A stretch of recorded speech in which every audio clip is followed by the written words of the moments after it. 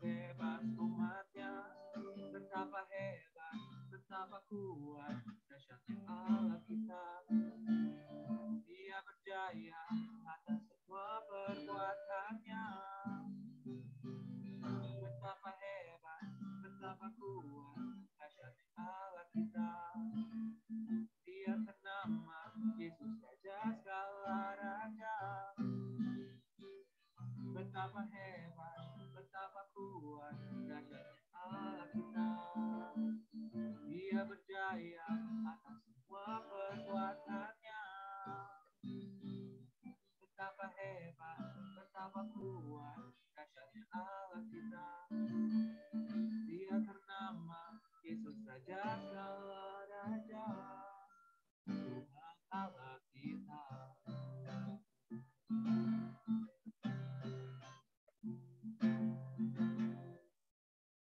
Kemudian sekali lagi buat Tuhan kita, amin. Nah, sekarang kita sudah memuji nama Tuhan.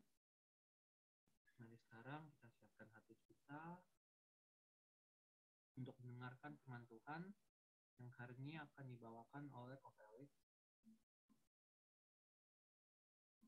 Kita kasih waktu untuk teman-teman semua, jadi kita bisa menyiapkan hati kita untuk menerima firman-Nya sesuai dengan kehendak Tuhan.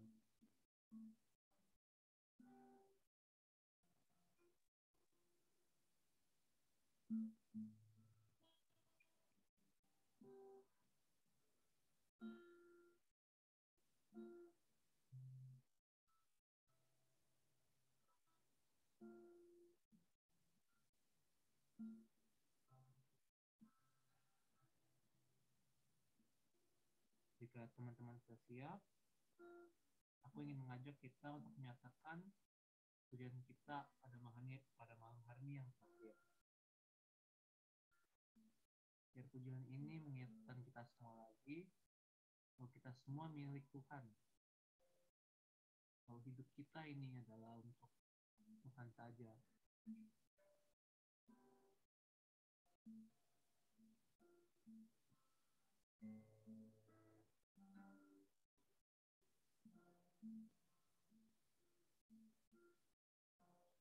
Dalam kesesakan Kau beri kedamaian-Mu. Dalam keraguan ku temukan wajah-Mu.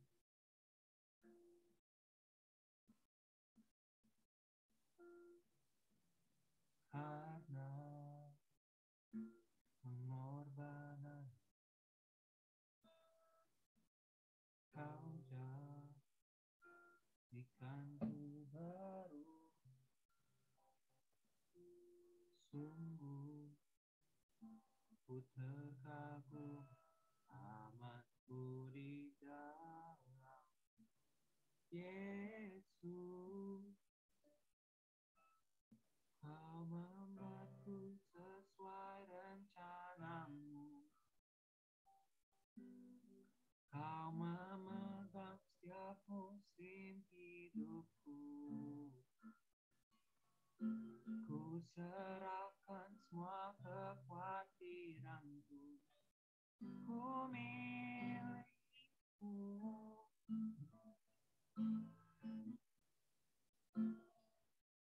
Semua kekuranganku Kau punya. Tetap Kau pandang indah dalam-Mu. Ku angkat tanganku dan berseru, ku milik-Mu. Mari kita nyanyikan lagu ini sekali lagi dari awal. Dengan sepenuh hati kita sampaikan ke diri kita.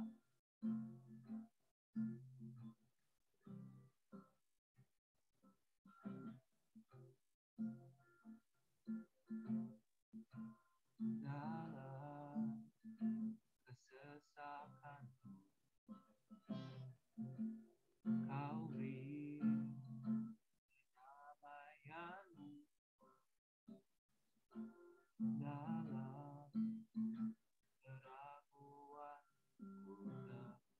dan wajah.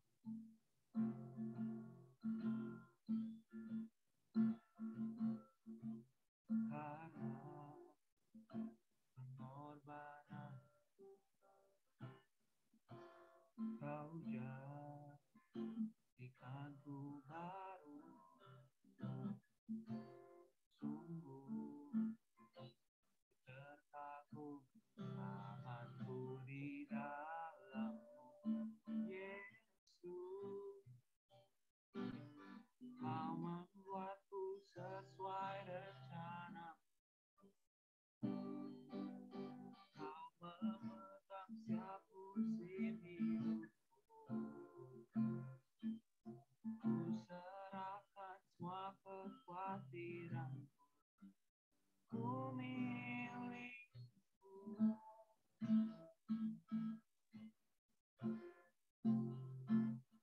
Semua kekuranganku kau pun tahu. Tetap kau pandang indah dalam. Ku angkat tanganku dan berseru. Ku milikmu.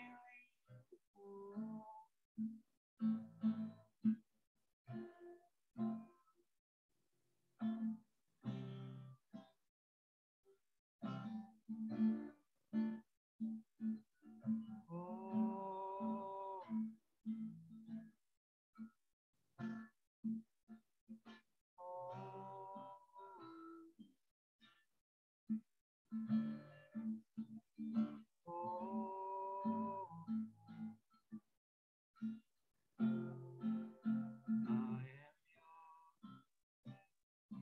now forever in your grace I surrender. You are mine now forever. I'm alive in your wonder. I am yours now forever. In your grace I surrender. You are mine forever. Alive in your wonder. Kau membuatku sesuai rencana. Kau memegang setiap musim hidupku. Ku serahkan semua kekhawatiran. Ku milikmu.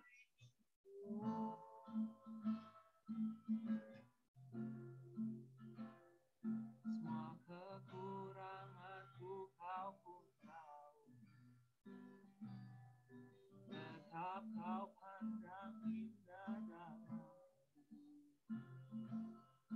Ku angkat tanganku dan berseru. Ku milikmu.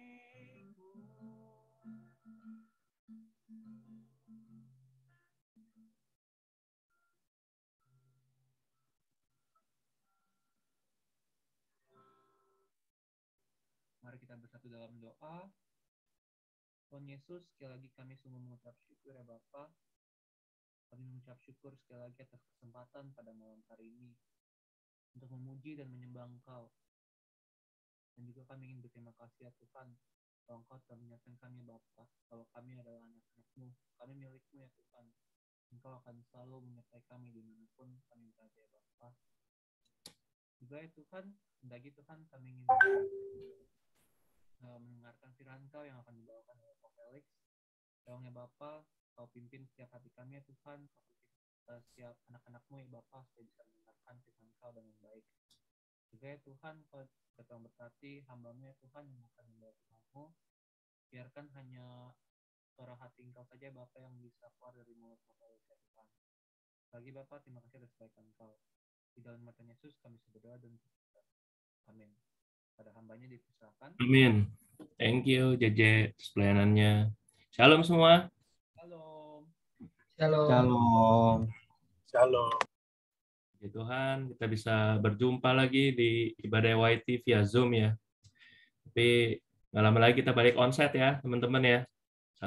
Awal April ya, ibadah April kita sudah semua kembali onsite. Puji Tuhan. Oke, teman-teman, mari kita sebelumnya minta tolong Moses bisa tolong dikasih akses buat share screen.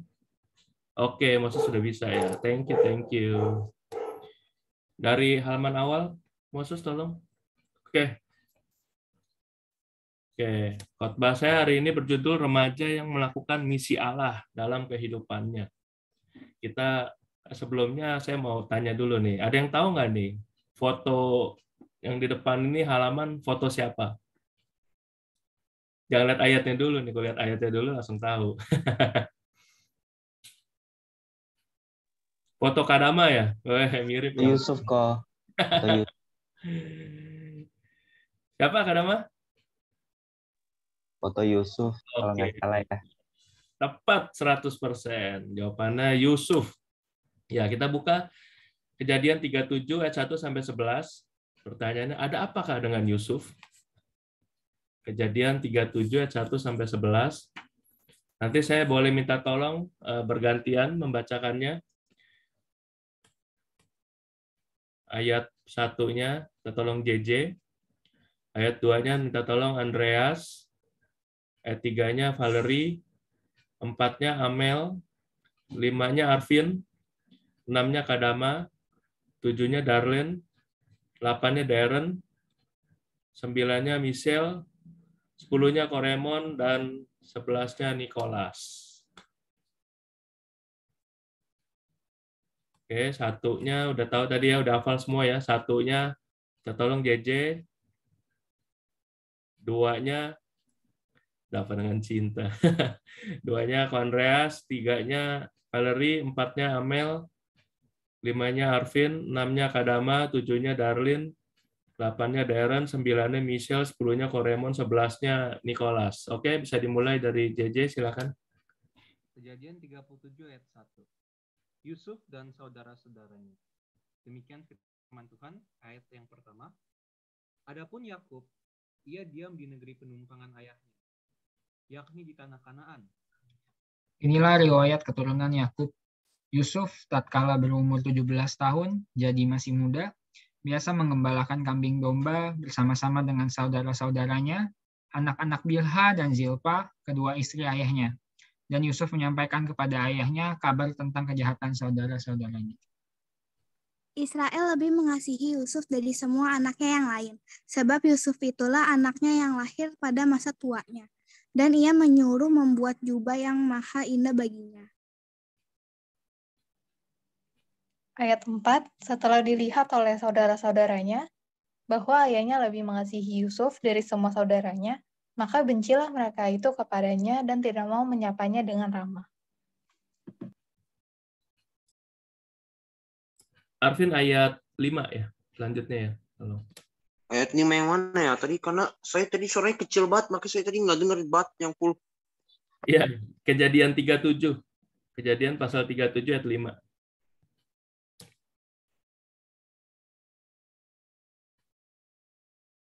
Sudah ketemu, Arvin? Kejadian 37 ayat 5.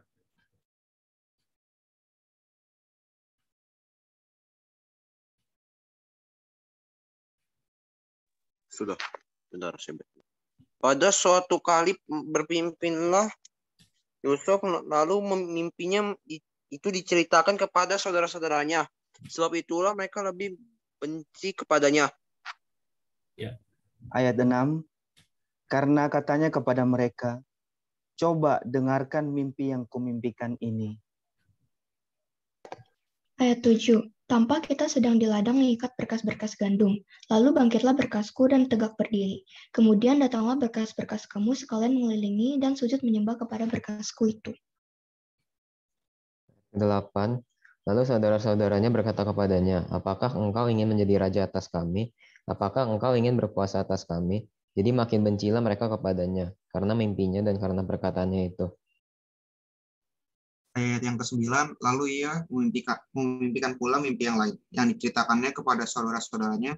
Katanya, aku bermimpi pula, tapak matahari, bulan, dan 11 bintang sujud menyembah kepadaku.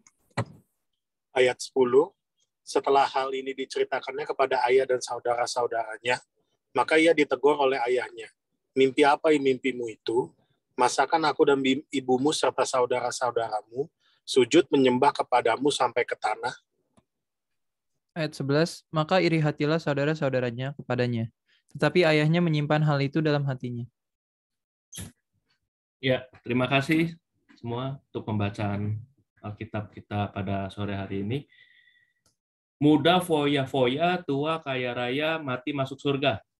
Itu sebuah ungkapan yang pasti kita pernah dengar ya, teman-teman semua ya. Itu sering jadi bahan bercandaan, biasa orang-orang ngumpul tuh, khususnya anak-anak muda gitu kan. Banyak anak-anak muda yang berkata kepada temannya yang lain, khususnya anak-anak muda yang di luar gereja ya, teman-teman. Anak-anak saya lagi bicarakan anak-anak muda yang di luar gereja, banyak mereka yang berkata terhadap teman-teman yang lain, kita masih muda, seneng-seneng dulu aja. Nanti pas sudah tua, baru kita ingat Tuhan. Baru kita sungguh-sungguh cari Tuhan, ke gereja, pelayanan, gitu. Sekarang masih muda, have fun gomet aja dulu. Ngapain kita jalanin perintah Tuhan? Ngapain kita ikutin jalan yang Tuhan kasih buat kita? Nah, itu adalah sebuah ungkapan yang sering disampaikan oleh anak-anak muda yang ada di luar gereja. Banyak anak-anak muda yang terhilang, yang tiap Sabtu, setiap Minggu, mereka bukannya pergi ke gereja, malam Minggu malah pergi ke tempat-tempat dunia. Ke tempat dugem, ke tempat yang tidak ada Tuhan lah yang pasti di sana. Tuhan tidak berkenan ya. Kenapa?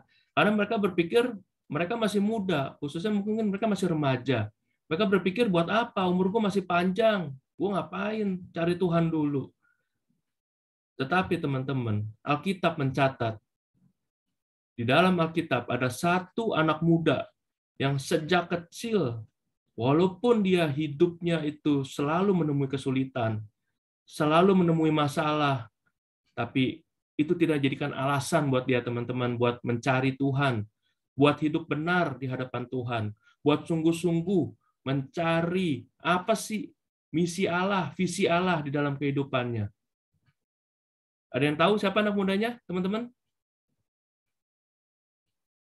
Yang tadi kita sudah bahas, yang tadi Kadama sudah bilang, ya terpampang lah mukanya ini. Ini ilustrasi ya, saya juga nggak tahu apakah Yusuf mukanya seperti ini aslinya atau enggak, tapi ya ketika kita searching di, waduh Paulus, luar biasa.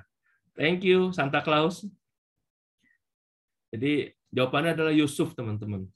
Yusuf adalah anak muda yang sungguh-sungguh ikut Tuhan sejak dia dari kecil, teman-teman. Walaupun hidupnya itu tidak selalu senang, dan bahkan bisa dibilang selalu bermasalah, selalu menemui kesulitan. Tapi itu tidak membuat dia meninggalkan Tuhan. Itu justru membuat dia makin sungguh-sungguh dan menjalankan setiap langkah hidupnya seturut dan seperintah apa yang Tuhan mau dalam kehidupannya. Saat ini saya mau mengajak kita semua untuk belajar dari kehidupan Yusuf, teman-teman. Hal-hal apa aja sih yang kita bisa pelajarin dari Yusuf, teman-teman?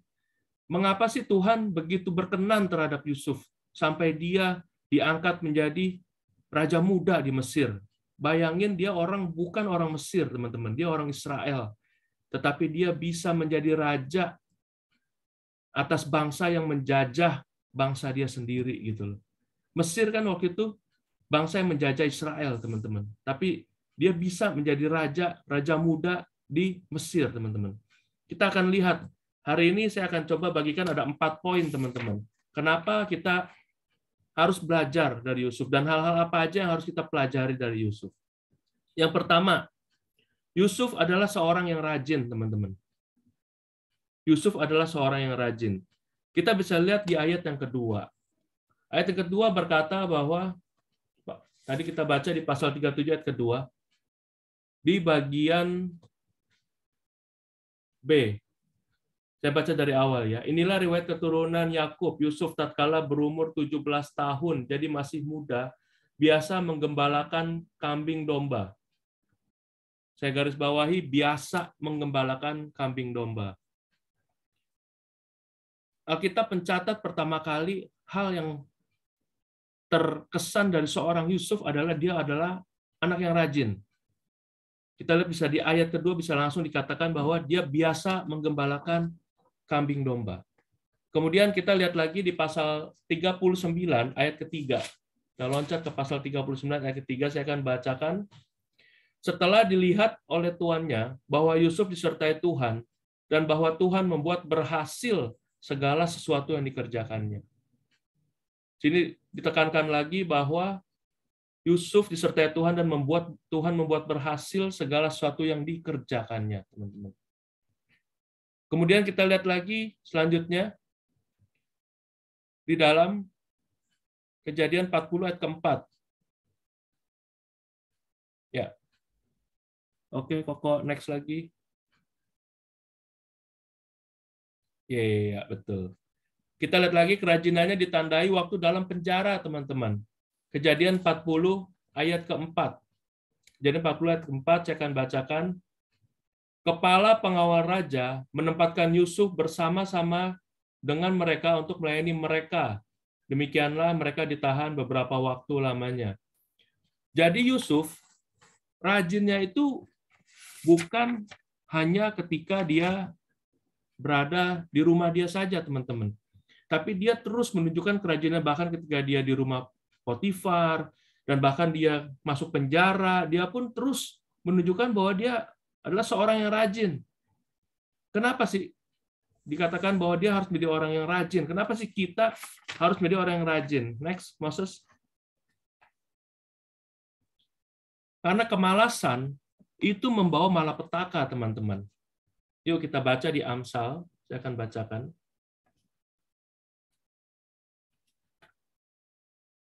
Amsal pasal 18 ayat yang ke-9.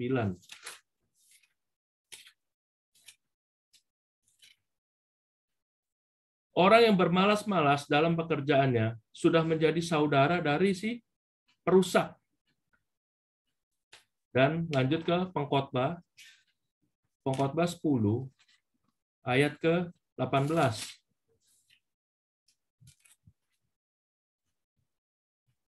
Oleh karena kemalasan runtuhlah atap, dan oleh karena kelambanan tangan bocorlah rumah. Kerajinan Yusuf adalah hal pertama yang dicatat dalam Alkitab. Kita bisa lihat ayat kedua. Setelah silsilah langsung diungkapkan bahwa Yusuf itu adalah seorang anak yang sudah biasa menggembalakan kambing domba keluarganya, orang tuanya. Artinya apa, teman-teman? Artinya bahwa Yusuf itu suka membantu pekerjaan orang tuanya. Jadi dia memang sudah dididik untuk rajin ketika dia ada di dalam rumahnya, teman-teman. Membantu pekerjaan di rumahnya. Ketika saya dulu waktu masih remaja, orang tua saya juga tipe didikannya bukan tipe didikan yang membiarkan kita suka bermalas-malasan, teman-teman. Jadi cukup streng, mama saya cukup streng didik saya dan Ko Teguh di rumah waktu itu. Jadi kita yang pasti bangun tidur itu dari kecil, tempat tidur udah harus kita beresin. Itu nomor satu. Terus yang lainnya ya kita bantu pekerjaan rumah, nyapu, ngepel, nyuci, setrika, ya masing-masing dibagi tugas lah sama mama saya waktu itu. Jadi kita memang tiap hari itu sudah diajar untuk membantu pekerjaan rumah tangga di rumah. Walaupun kami berdua adalah anak laki-laki, teman-teman. Tapi itu tidak menjadi alasan untuk saya dan Ko Teguh tidak mendapat tugas dari mama. Jadi mama selalu kasih bagian, misalnya saya ngepel, Ko Teguh nyapu, atau saya nyetrika, Ko Teguh nyuci piring, ya kita dibagi tugas lah tiap hari. Apalagi khususnya waktu itu pernah, papa mama saya pernah buka usaha jualan mie ayam, teman-teman. Tapi jual mie ayamnya waktu itu nggak langsung sewa tempat. Kita jual dari rumah, sistem delivery. Jadi kita bikin selebaran, kita bikin menu, masukin nomor telepon, terus kita bagi tuh selebarannya bikin. Yang bagi siapa ya? Saya juga sama Ko Teguh. Terus dapat pesanan, yang masak di rumah, papa mama, terus matang dikirim, siapa yang nganter? Ya saya juga sama Ko Teguh. Kita nganter bahkan malam-malam naik sepeda, kita nganter, masuk ke dalam gang kecil, ada anjing, dikejar anjing malam-malam, itu udah makanan sehari-hari dulu kita. Tapi kita terus lakukan, kita kerjakan. Kenapa?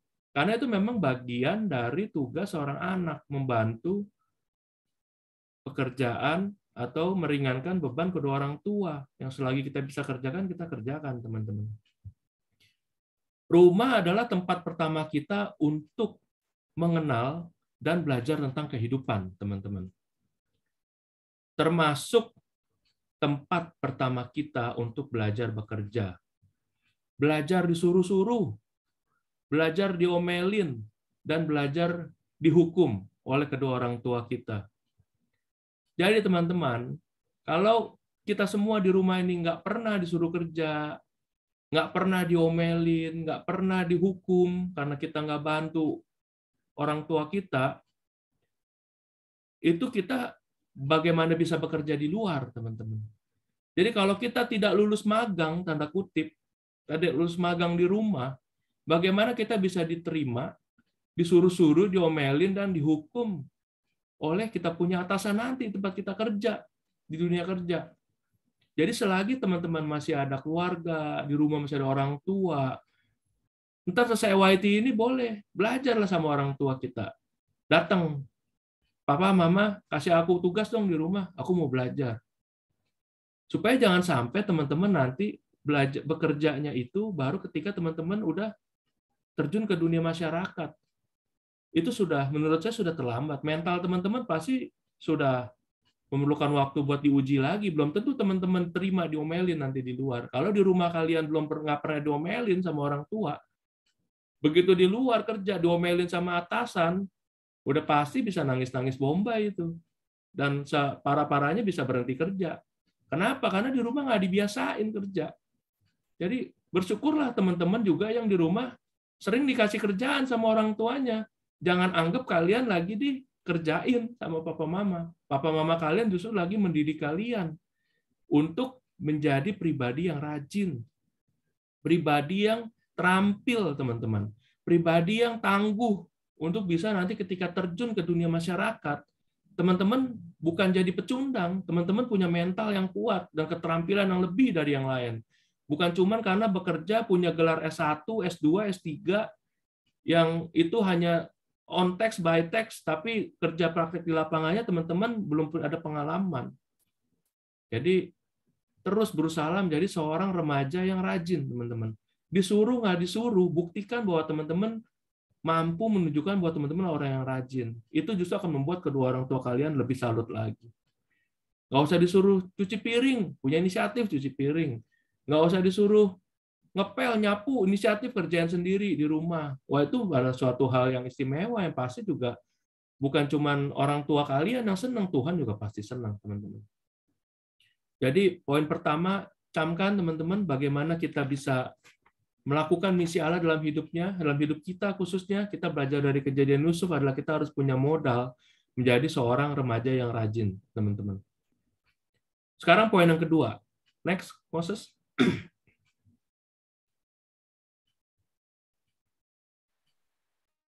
Kita belajar dari Yusuf. Yusuf adalah seorang yang penurut, teman-teman.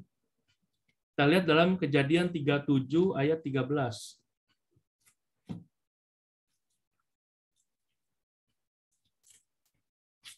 Kejadian 37 ayat 13.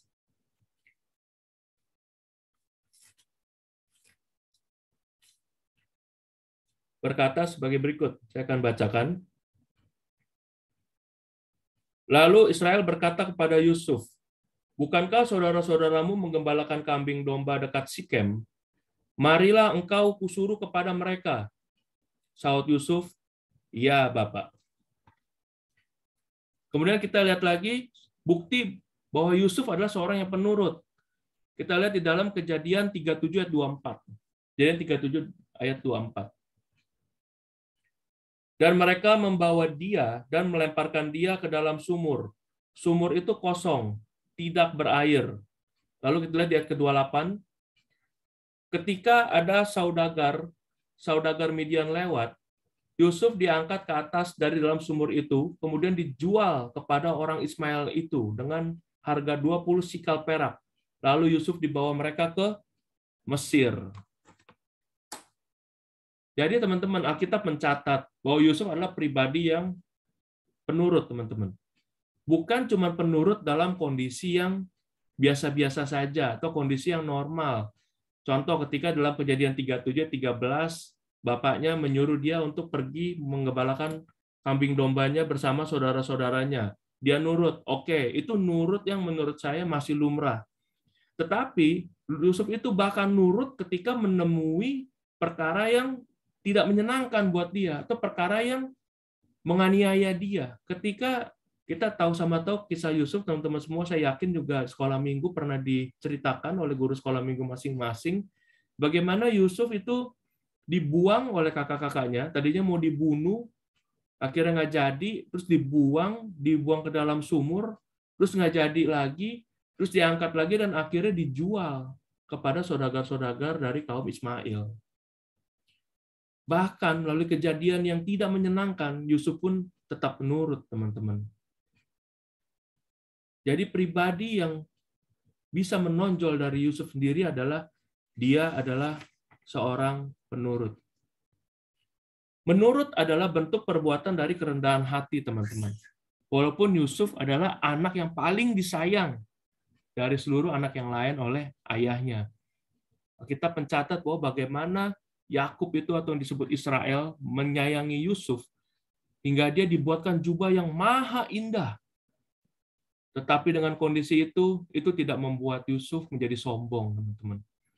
Tidak membuat Yusuf menjadi pribadi yang angkuh, tapi dia justru menjadi pribadi yang rendah hati, teman-teman.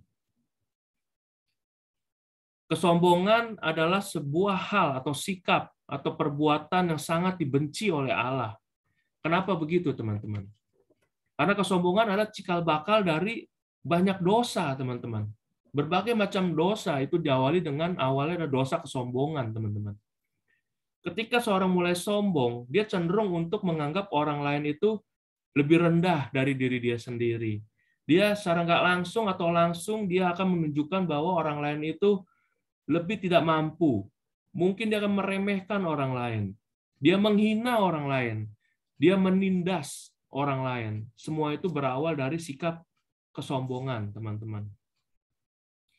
Seberapa pintar atau kayanya seseorang, teman-teman, dia tidak punya hak untuk sombong.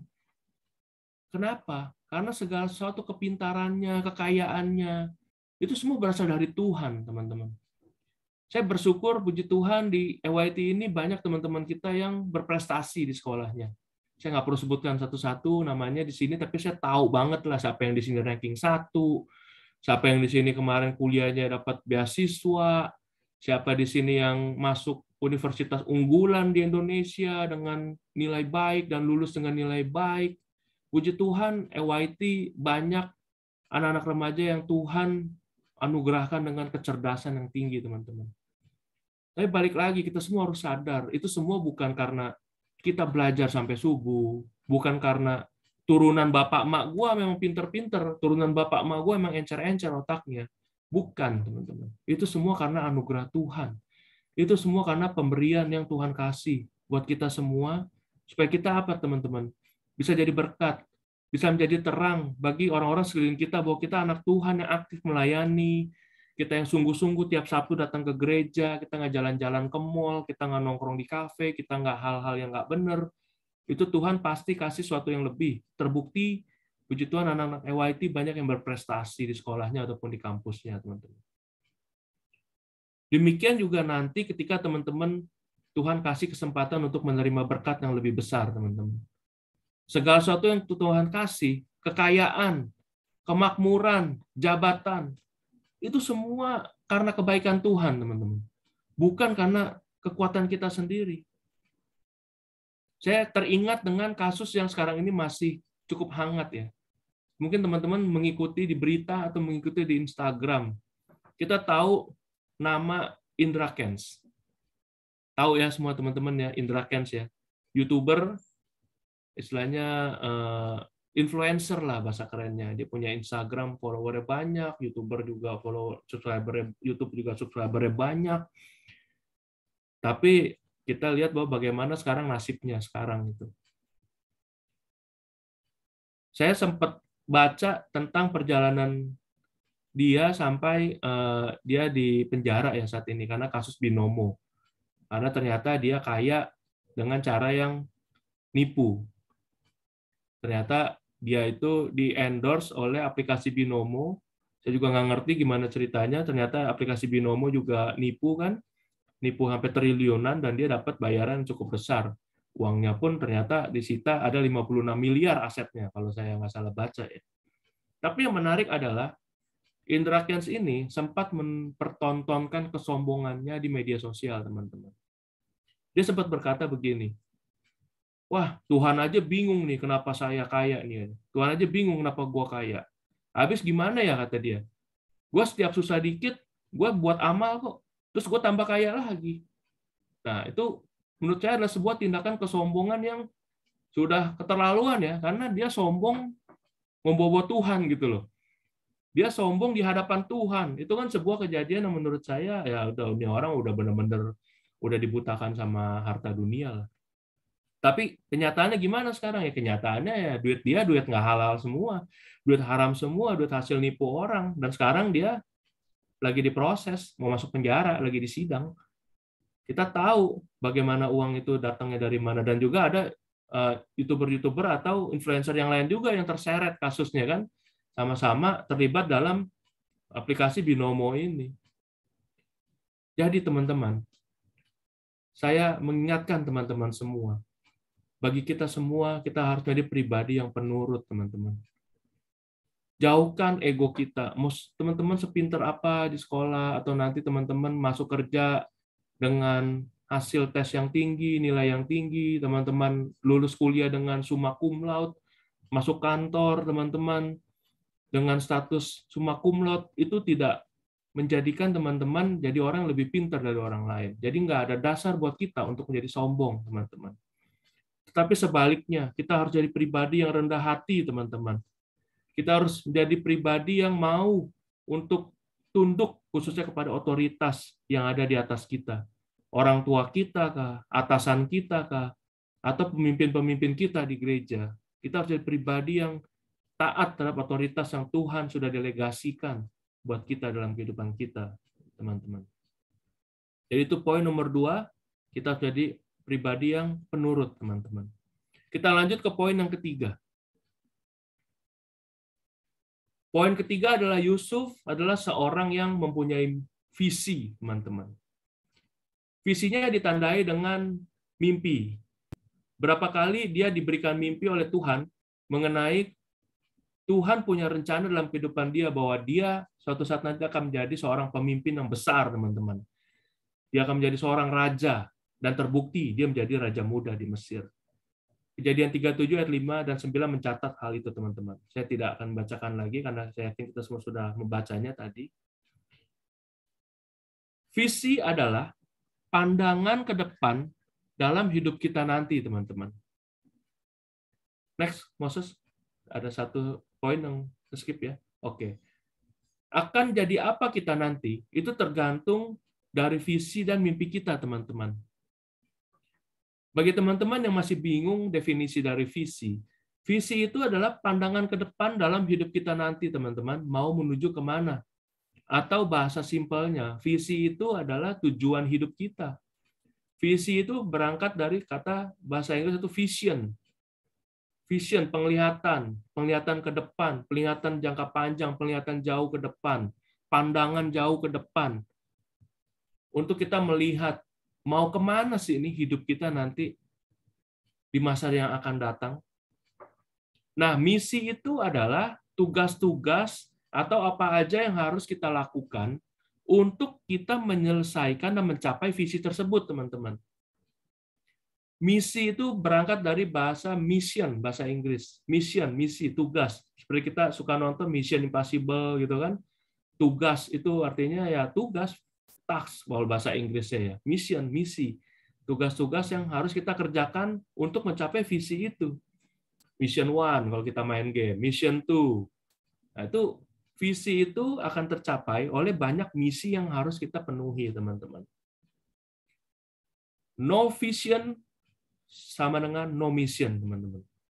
Kalau kita nggak punya visi, kita udah pasti nggak punya misi. kita nggak tahu kita mau melangkah kemana. Kita nggak tahu kita mau ngerjain apa. Kenapa?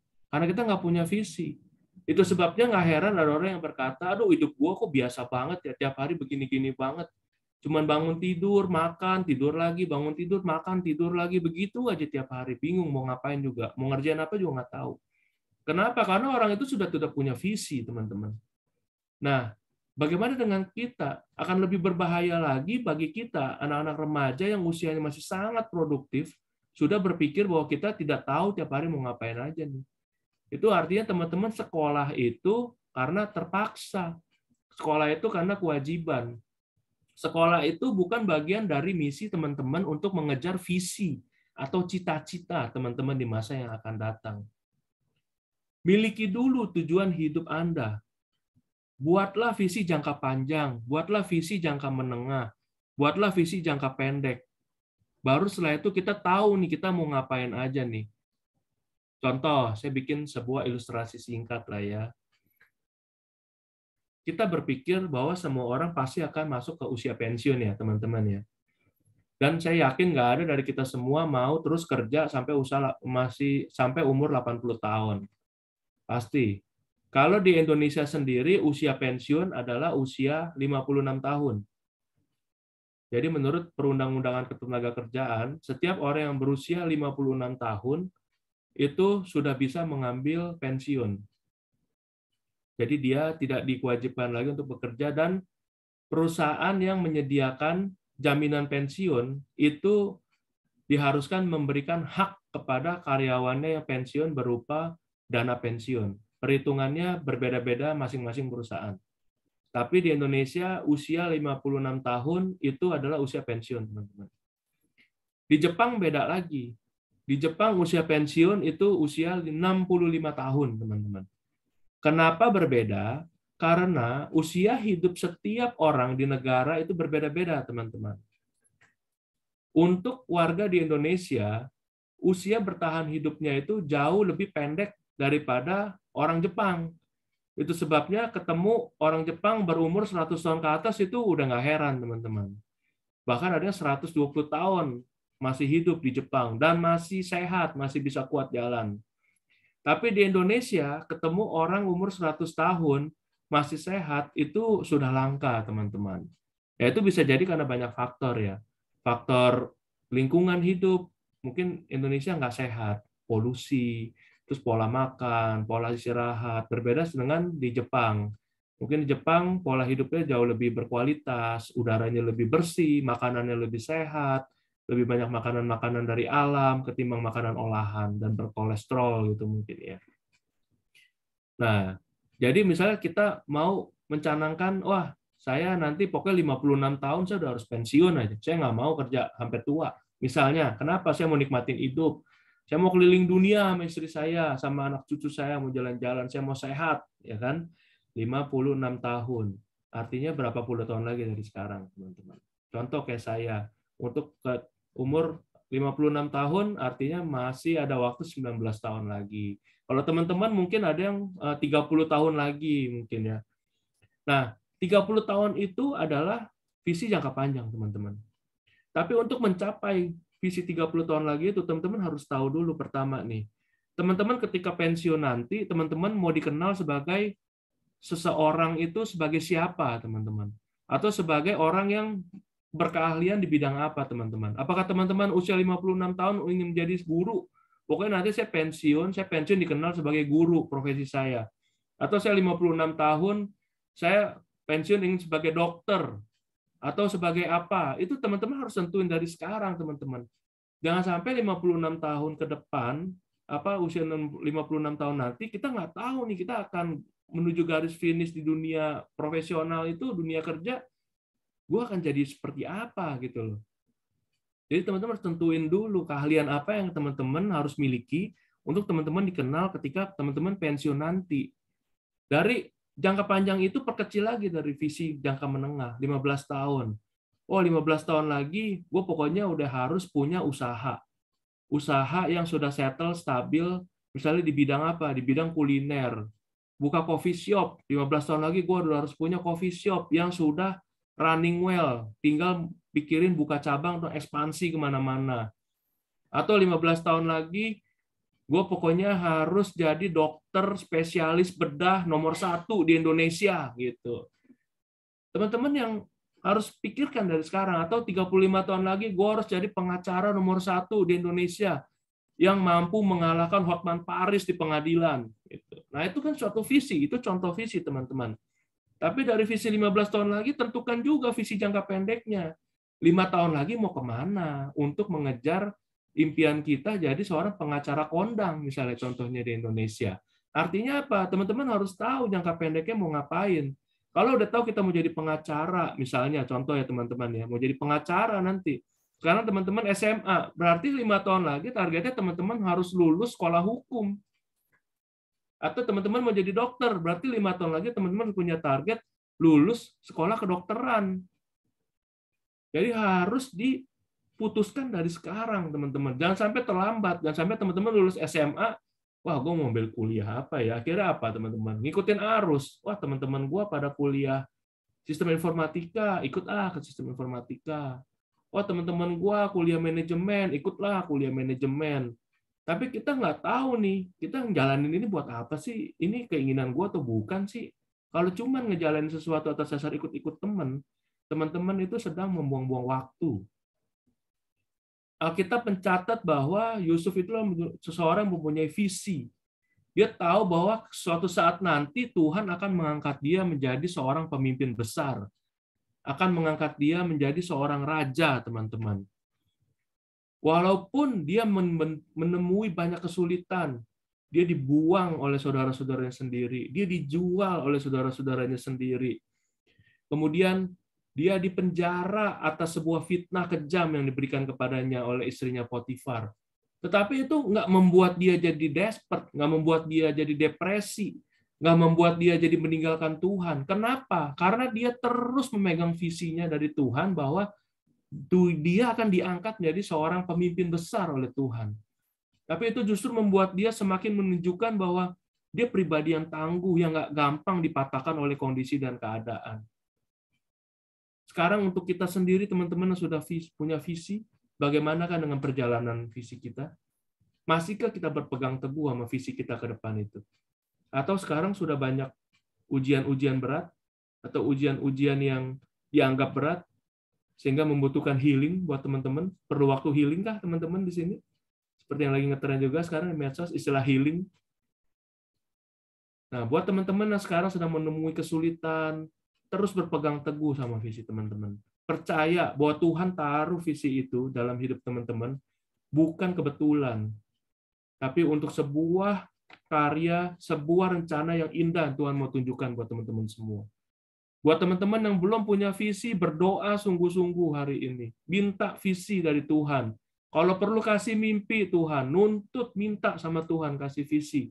Kalau yang masih bingung, masih hambar kayaknya hidupnya, gue ke depan jadi apa, nggak tahu mesti ngapain, doa sungguh-sungguh. Minta visi. Tuhan pasti kasih buat kita semua. Kemudian poin yang terakhir, yang keempat. Next, Moses. Yang kita pelajari dari Yusuf adalah seorang takut akan Tuhan, teman-teman. Wujud perbuatan takut akan Tuhan dalam diri Yusuf ditandai oleh 3 hal. Oh, ini mungkin maksudnya 2 hal ya, teman-teman ya. Ditandai oleh 2 hal. Sorry, sayanya kasih bahan ke Moses tadi agak salah. Saya yang salah, Moses. 2 hal. Yang pertama adalah sikapnya terhadap kekuasaan yang diberikan kepadanya. Kita akan lihat sekilas di Kejadian 39. Kejadian 39 ayat 7-9.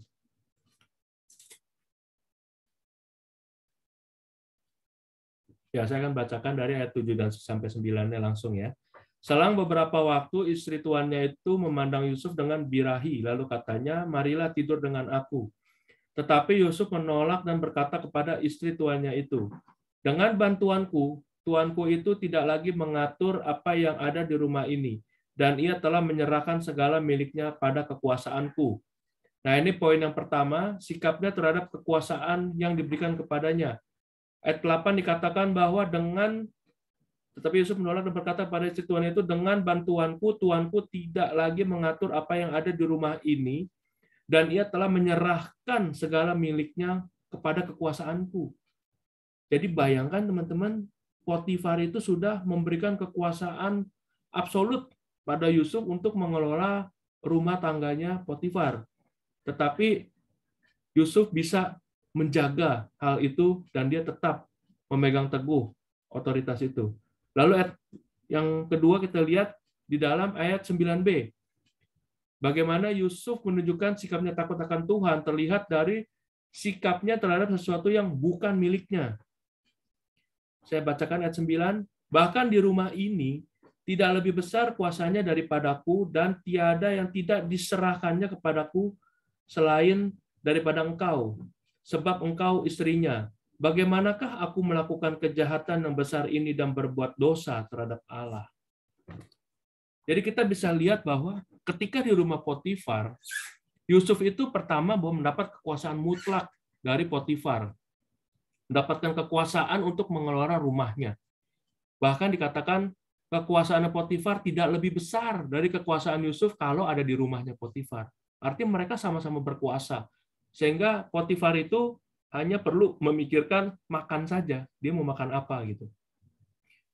Dan yang kedua, Yusuf bersikap bagaimana dia tahu bahwa Potifar itu menyerahkan segala miliknya kecuali istrinya kepada Yusuf. Jadi istrinya tidak diserahkan kepada Yusuf. Itu adalah hal yang dipegang teguh oleh Yusuf, menunjukkan bagaimana dia takut akan Tuhan. Takut akan Tuhan bukan terhadap letterlek bahwa kita melihat Tuhan langsung, teman-teman. Tapi kehadiran Tuhan bisa berwujud dalam kehadiran otoritas yang menaungi kita. Dalam hal ini adalah tuannya Yusuf, yaitu Potifar. Dia tahu bagaimana Potifar itu adalah tuannya yang harus dia jalankan perintahnya, teman-teman. Takut akan perintahnya. Itu sebabnya itu menjadi dasar dari Yusuf untuk menolak godaan dari Potifar untuk melakukan perzinahan kepada Yusuf. Kita tahu bagaimana Potifar itu adalah seorang yang sangat berkuasa, teman-teman. Alkitab mencatat bahwa Potifar adalah kepala pengawal raja. Artinya apa? Kalau di Indonesia ya dia jenderalnya, komandannya pasukan pengawal presiden dan pas pampres. Itu bukan sebuah posisi yang rendah, teman-teman. Itu adalah posisi yang sangat tinggi, apalagi di kerajaan Mesir waktu itu ya. Jadi dia tahu sekali bagaimana dia bisa bekerja kepada Potifar dengan posisi tinggi itu semua karena berkat Tuhan. Bagaimana dia bisa menunjukkan pekerjaan yang memuaskan Potifar sampai diberikan kuasa sebegitu besar, itu karena berkat Tuhan. Oleh sebab itu, Yusuf tidak mau menyalahgunakan berkat itu dan tidak mau melukai kepercayaan Tuhan dengan terus menunjukkan bahwa dia adalah pribadi yang tunduk dan takut kepada perintah Tuhan. Itu alasan kuat dia untuk menolak godaan dari istri Potifar untuk berbuat dosa, teman-teman. Sebagai remaja-remaja Tuhan yang pergaulan semakin hari itu sudah semakin jahat, khususnya di era digital ini, bagaimana pornografi sudah begitu luas, bisa menyebar dengan begitu mudah melalui handphone kita. Masihkah kita punya rasa takut kepada Tuhan, teman-teman? Ketika hanya ada kita dan handphone kita di kamar gelap malam-malam, apakah kita masih punya rasa takut akan Tuhan dan punya rasa aware, rasa peka bahwa Tuhan sedang memperhatikan kita, teman-teman? Atau sebaliknya, kita sudah tidak takut lagi akan Tuhan. Ketika kita chatting dengan teman-teman kita melalui handphone kita, gadget kita menggunakan kata-kata yang tidak pantas, kata-kata kasar, kata-kata yang tidak berkenan, kita sudah anggap itu sebagai hal biasa, teman-teman. Atau kita masih takut akan Tuhan. Kita tahu bahwa Tuhan pasti mengetahui segala hal yang kita kerjakan, bahkan di tempat yang tersembunyi sekalipun, teman-teman. Saat ini saya mengajak bagi kita semua, jadilah pribadi yang terus takut akan Tuhan. Bentuk itu, latih itu di usia kita yang masih remaja ini, teman-teman. Jangan biarkan pergaulan dunia yang semakin canggih ini membuat kita jadi lupa bahwa Tuhan terus hadir bahkan di dalam handphone kita sendiri, teman-teman. Jaga perilaku kita, jaga pikiran kita, tunjukkan bahwa kita adalah seorang remaja yang juga terus menjaga rasa takut kita pada Tuhan. Takut bukan dalam konteks takut seperti kita melihat hantu, teman-teman. Ya. Takut bukan karena Tuhan adalah pribadi yang menyeramkan, teman-teman. Takut takut itu lebih ke bentuk kepada Tuhan, bahwa menunjukkan bahwa pribadi Tuhan adalah Tuhan yang mengawasi kita dan menginginkan kita melakukan hal-hal yang baik yang sudah Dia perintahkan, teman-teman. Mari saya mengundang kita semua, teman-teman, bolehlah kita terus berusaha untuk jadi pribadi yang takut akan Tuhan. Hari ini kita sudah belajar melalui Yusuf, teman-teman. Bagaimana kita bisa menjadi pribadi yang melakukan misi Allah dalam kehidupan kita. Yang pertama adalah kita harus belajar dari Yusuf dan menunjukkan bahwa kita adalah pribadi yang rajin, teman-teman. Rajinlah dari rumah kita sendiri. Rajinlah dalam keluarga kita sendiri. Yang kedua adalah kita bagaimana menjadi remaja yang penurut, teman-teman. Turut kepada otoritas yang Tuhan sudah berikan kepada kita. Orang tua kita, guru kita, atasan kita nanti di kantor, atau pemimpin-pemimpin kita di gereja, turut. Karena itu adalah otoritas yang Tuhan sudah kasih untuk bisa menaungi kita, teman-teman. Lalu yang ketiga adalah bagaimana kita harus punya visi, teman-teman. Bagaimana kita harus punya tujuan hidup dan berusaha terus mengejar tujuan hidup itu. Dan yang keempat adalah bagaimana kita harus menjadi pribadi yang takut akan Tuhan. Dengan 4 hal ini, mari kita renungkan dan kita jalankan dalam kehidupan sehari-hari, kita praktekkan, dan ini menjadi modal kita untuk terus menjadi tumbuh remaja yang senantiasa melakukan misi Allah dalam kehidupan kita. Amin. Mari kita berdoa. Tuhan Yesus, kami mengucap syukur saat ini kami boleh belajar dari Yusuf. Bagaimana seorang pribadi Yusuf yang sudah menggoncang dunia, Tuhan. Kisah Yusuf ini bukan hanya dicatat dalam Alkitab, tetapi banyak di buku-buku sejarah lain dan bahkan juga di kitab suci agama lain juga nama Yusuf juga dicatat. Bahkan dia dicatat sebagai nabi yang bagaimana dia mampu untuk menyelamatkan bangsa Israel waktu itu yang dilanda oleh musibah kelaparan hebat. Biarlah lewat pribadi Yusuf, kami belajar bahwa kami juga ingin seperti Yusuf, terus menjalani kehidupan ini bukan tanpa tujuan, tetapi terus memiliki misi Allah, visi Allah dalam kehidupan kami. Sehingga kami tidak menjadi remaja yang kehilangan arah. Kami tidak menjadi remaja yang hanya taunya bersenang-senang doang. Tapi kami juga menjadi remaja yang tangguh. Remaja yang rajin, yang nurut, punya visi, dan takut akan Tuhan sungguh-sungguh. Untuk kami boleh terus melaksanakan dan tekun dan setia mengikuti misi Allah dalam kehidupan kami. Biarlah firman hari ini boleh terus terekam dalam pikiran kami, tersimpan dalam hati kami, dan terus Roh Kudus ingatkan dalam setiap perjalanan kehidupan kami, untuk kami terus berjalan dalam jalur yang Tuhan sudah tetapkan dalam kehidupan kami. Berkati anak-anakmu EYT tempat ini, dalam setiap pergumulannya Tuhan senantiasa menolong, memampukan dan menguatkan dan menghibur mereka semua, dan Tuhan terus menyatakan kehendak-Mu dalam kehidupan kami, pribadi demi pribadi. Terima kasih Tuhan Yesus, hanya dalam nama Tuhan kami, Yesus Kristus yang hidup kami berdoa. Amin. Amin. Tuhan Yesus memberkati. Selanjutnya saya serahkan kepada JJ. Ya, terima kasih Ko Felix atas pelayanannya.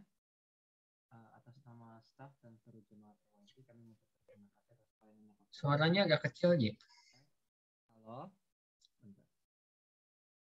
Iya, kedengeran sih, cuma kecil aja. Testing. Oke, bentar.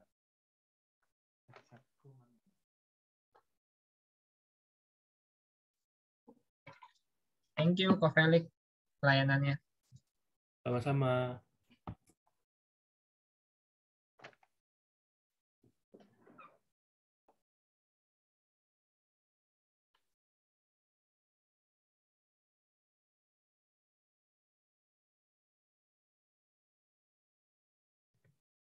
Halo, testing. Masih kecil ya? Bentar.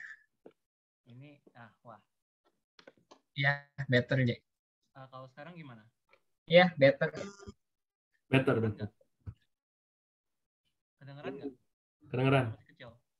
Better. Oke, moga-moga nggak terlalu kecil.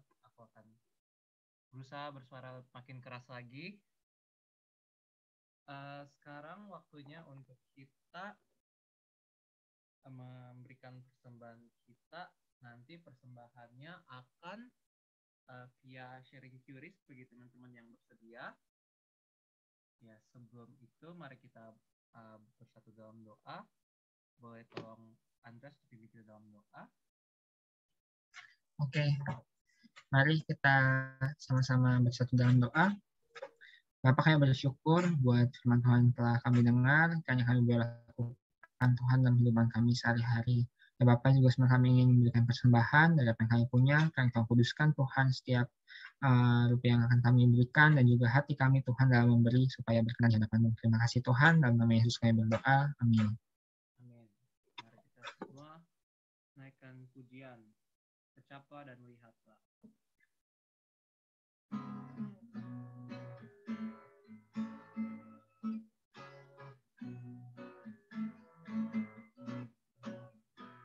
Kecaplah dan lihatlah betapa baiknya Tuhan itu. Rasakan dan nikmati kasih setia Tuhan. Kecaplah dan lihatlah betapa baiknya Tuhan itu. Rasakan dan nikmati kasih setia Tuhan. Oh, syukur bagimu Tuhan, segala hormat bagimu Tuhan, Allah yang mengasihiku, Allah yang memeliharaku.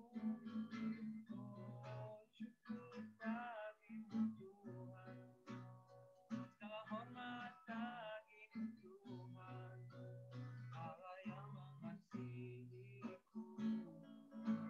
Allah yang memeliharaku selamanya, selamanya, selamanya.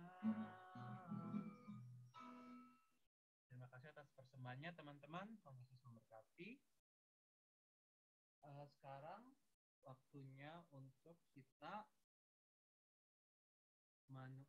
menulis pokok-pokok doa kita dan mendoakan pada teman kita selanjutnya. Tapi sebelum itu, aku ingin buka ruang kesaksian. Apa yang ingin bersaksi?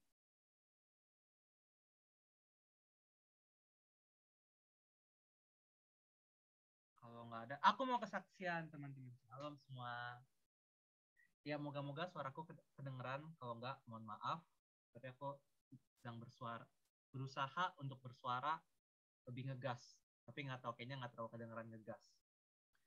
Jadi sebenarnya bukan kesaksian sih, cuma sharing aja. Mau cerita aja ke teman-teman semua.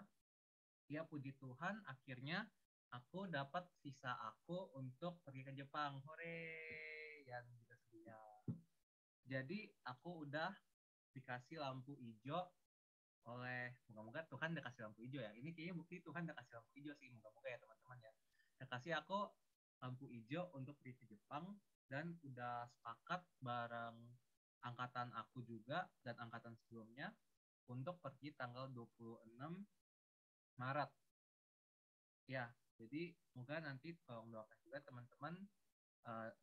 Aku bakal tulis di profil aku untuk semoga aku bisa nyampe sana flightnya dengan tanpa kekurangan apapun, juga proses imigrasinya dan kawan-kawan semuanya, pokoknya itu bakal Tuhan terus sertai. Nah, itu aja teman-teman. Sekian dan terima kasih. Sekarang waktunya untuk teman-teman silakan untuk menulis pokok doa teman-teman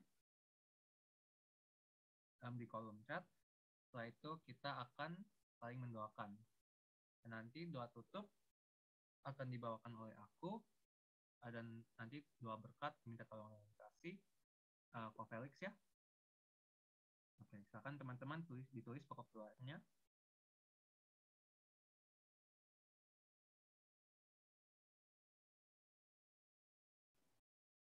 Testing.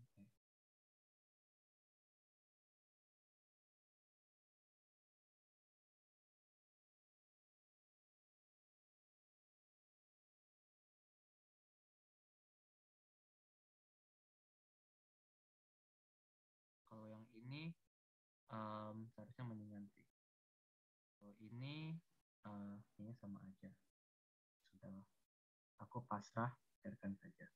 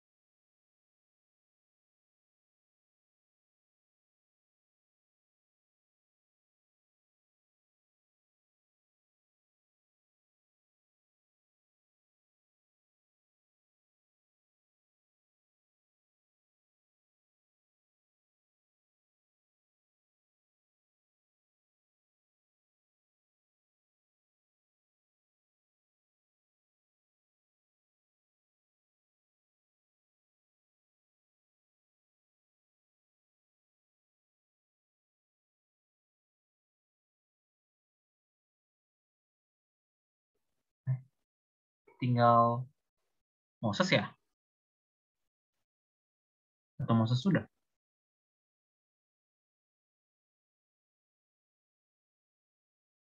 Kayaknya tinggal Moses deh. Atau ya kayaknya tinggal Moses deh.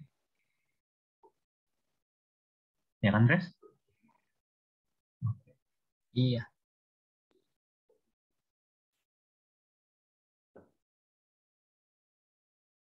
Oh ya, nggak apa, Ces. Oke, kalau kayak gitu, mari kita siapkan hati kita. Kita ingin naikkan pujian kita yang terakhir untuk malam ini. Kita ingin menyanyikan lagu Jadikan Kami Satu. Setelah itu, kita ingin mendoakan teman-teman kita. Kita doakan teman kita yang di bawah. Nanti berarti Darren tolong doakan Kadama tolong doain Andreas tolong doain Nico tolong doain Michelle, Jantan, Michelle tolong doain Ko Felix tolong doakan Valerie tolong doakan Amel tolong doakan Darwin tolong doakan aku, dan aku akan doakan Moses akan balik ke atas mendoakan Darren. Teman-teman, ya mari kita menyanyikan pujian kita yang terakhir untuk malam ini, Jadikan Kami Satu.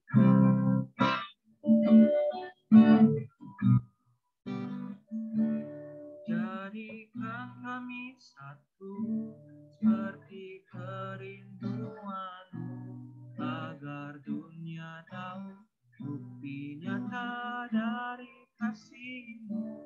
Sebelum kami pergi memberitakan kasihmu, mulailah dari kami lebih dulu. Jadikan kami satu. Kita akan dibuka mic-nya teman-teman, dan kita akan doakan teman kita. Valerie, ya Tuhan tolong biarin juga ya pertimbangan dari segala bahaya memberikan kesehatan di sana bagi dia dia senantiasa dipimpin disertai dalam keluarganya saya dia boleh berjalan dengan lancar pas depannya cita-cita dan visi engkau pakai dia saja Bapak dalam nama Yesus. Ya Tuhan, sekali lagi Tuhan kami mengucapkan syukur kami ya Bapa kepada Engkau.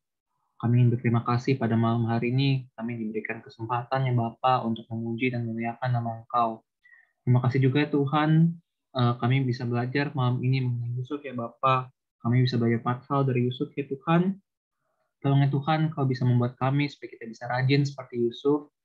Kita bisa terus juga menjadi penurut ya Bapa di rumah kami ya Tuhan, menjadi anak Engkau yang baik yang bisa menuruti firman Engkau dan juga menuruti orang tua kami ya Tuhan.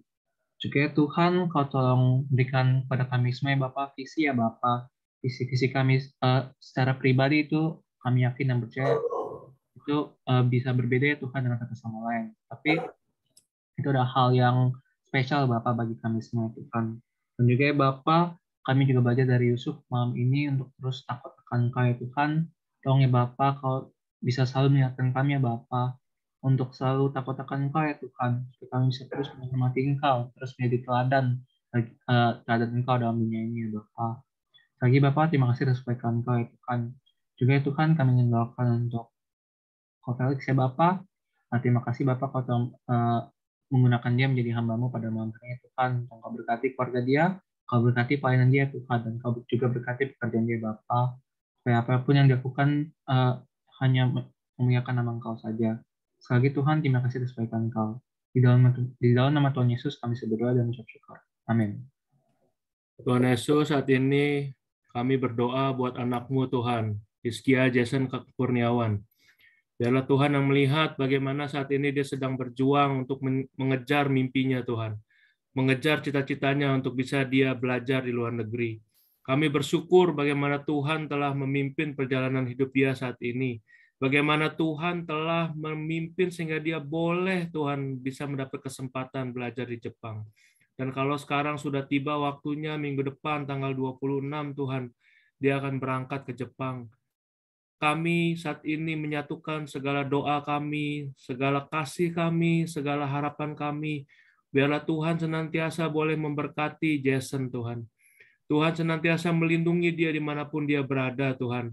Mulai dari perjalanan dia, nanti dia berangkat ke bandara, perjalanan pesawat dia nanti terbang ke Jepang, biarlah Tuhan yang menjaga, Tuhan yang memimpin rombongan yang berangkat bersama dengan Jason. Sehingga Jason boleh tiba di Jepang dalam kondisi selamat, kondisi tidak kekurangan sesuatu apapun juga. Dan kami juga berdoa, biarlah di sana nanti Jason terus memiliki hati yang melekat kepada Tuhan. Biarlah dia boleh sungguh-sungguh terus percaya dan terus berserah, bahwa segala sesuatu yang Tuhan sudah berikan kepada dia tidak akan Tuhan tinggalkan begitu saja di tengah jalan. Biarlah Tuhan sudah menuntun dia diterima di kampusnya di Jepang, maka Tuhan juga akan memampukan dia untuk bisa lulus dari kampusnya di Jepang dengan nilai baik dan dengan tepat waktu. Tuhan juga berkati kedua orang tuanya yang terus mendukung dalam segala bentuk hal, baik itu doa, dana, daya, upaya, kasih. Biar terus memberkati Om Wiwi dan Tante Lumin, sehingga Tuhan juga terus senantiasa memberkati keluarga ini ya Tuhan. Biarlah Jason boleh menjadi berkat, tetap berada di luar negeri sana nanti Tuhan. Bukan hanya dia menjadi berkat di Indonesia, tapi juga tetap bisa menjadi berkat di Jepang nanti. Kami juga berdoa biar Tuhan yang melindungi dia, mengirim pasukan-pasukan malaikat-Mu berkemah, mengawal melindungi Jason, jauhkan dari hal-hal tidak berkenan, jauhkan dari pergaulan-pergaulan tidak berkenan, jauhkan dari godaan-godaan tidak berkenan, sehingga Jason bisa terus menjadi anak Tuhan yang memiliki jati diri yang kuat, walaupun dia berada di Jepang, jauh dari pengawasan orang tuanya, jauh dari pengawasan pembina-pembinanya, tapi dia tetap takut akan Tuhan, menjadi seperti pribadi Yusuf yang kami pelajari malam ini. Terima kasih Tuhan, kami percaya berkat Tuhan turun atas Jason pada saat hari ini. Pada semua kita, mari kita angkat kedua tangan kita imani, kita akan percaya, kita akan menerima berkat yang terindah, terbaik, termulia dalam bentuk damai, anugerah, sejahtera dari Allah Bapa, pengampunan dan selamatan dari Tuhan kita Yesus Kristus, perlindungan, kekuatan, dan penghiburan dari Allah Roh Kudus, turun menjadi milik kita semua mulai dari saat ini sampai selamanya. Yang percaya katakan dengan keras, Amin. amin. Yasan, keep in touch ya. Of course. Ada berapa jam sih, Ji? 2 jam doang. 2 jam. Iya, 2 jam. Lebih lambat ya berarti ya? Indonesia Ya, lebih cepat. Indo lebih lama. Oh, Indo lebih lama. Iya. Oke. Teman-teman sini yang mau ucapin sepatah dua kata boleh, walaupun nanti online juga minggu depan sih online bisa join juga sih. Belum tentu ya, takut capek lah, jangan dipaksa lah. baru apa beres-beres. Selamat berjuang Ko Jason. Asik Adama. Semoga sukses ya, tetap andalkan Tuhan. Amin. Amin. Titip Naruto, Ji. Iya, ntar aku beliin kamu kostumnya. Canda. Tuh di chat tuh, Dera. Thank you. Thank you, jantan. Jadi Jerome tuh bikin YouTube, Je. Nggak mau ikut-ikutan Jerome, mau bikin sendiri aja. Thank you semuanya. Thank you semua, sampai Sabtu depan ya. Ya, sampai jumpa. Thank you, JJ. Thank you, JJ. Thank you, Moses. Terima kasih. Ya, memberkati ya. God bless semua. God bless semua. Dadah. Dadah.